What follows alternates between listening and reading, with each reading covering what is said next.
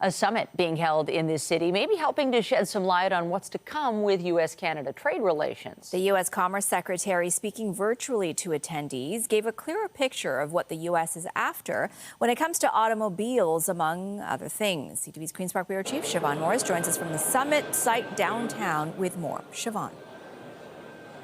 Well, people in the room say this was a more aggressive tone from Howard Lutnick when it comes to the auto industry.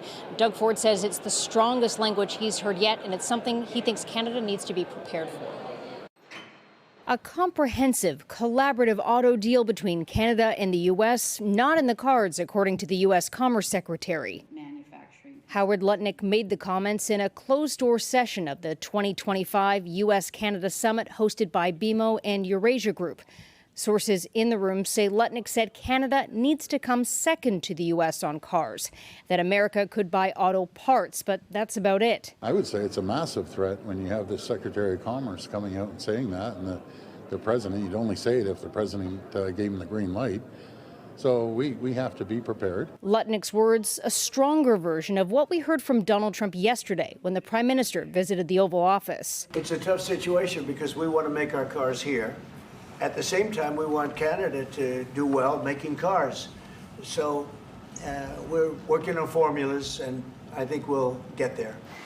Ontario's auto industry has been struggling under the weight of tariffs and the uncertainty they've injected into the market. As I've always said, the auto pack's been around since the 1960s. You can't unscramble an egg, you have to make the omelet larger. The head of the Auto Parts Manufacturers Association doesn't see that automakers with operations on both sides of the border can handle the White House's approach long term. Are you ready to possibly face bankruptcy, at least, on some of your brands? Because the White House has an opinion on what types of jobs it wants to see?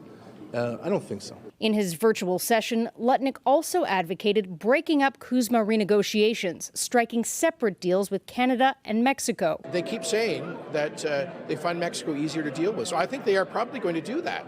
So I think the Canadian idea that we have to hug Mexico on all of these issues, we've got to revisit that. Doug Ford has pushed for disentangling from Mexico off and on. Just a few weeks ago, Mark Carney brushed off the notion of Canada going at it alone. CUSMA, USMCA, is strength together. It's strength of the three countries together. Canada and the U.S. have launched consultations on CUSMA. The three-way trade deal is up for review next year. Reporting live, I'm Siobhan Morris. Michelle, back to you. Thank you, Siobhan.